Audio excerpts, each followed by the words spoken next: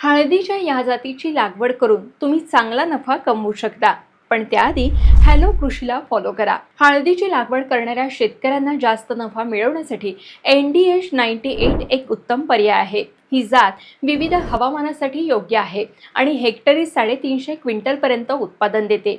ही जात विशेषतः इतर हळदीच्या जातींपेक्षा अधिक गुणकारी आहे. यामध्ये 5% कर्क्युमिन आढळतो, त्यामुळे त्याचे औषधी गुणधर्म वाढतात. NDH-98 हळद पेरायची असेल तर तुम्हाला एप्रिल ते जून या कालावधीत पेरणी करावी लागेल. या हळदीचा कालावधी 240 दिवसांचा असतो. तुम्हाला वालुकामय चिकणमाती माती लागवडीसाठी आवश्यक आहे. शेत तयार झाल्यावर 5 ते 7 मीटर लांब आणि 2 ते 3 मीटर रुंद बेड तयार करा.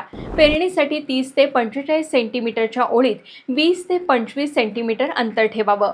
NDH-98 हळद अनेक औषधी गुणधर्मांनी परिपूर्ण आहे. हळदीचा सुगंध आणि तेलकट स्वरूप यामुळे त्याचा उपयोग वाढतो. या जातीमध्ये ओलिओरेसिन देखील असते, ज्यामुळे तिचा उपयोग आणखी फायदेशीर होतो.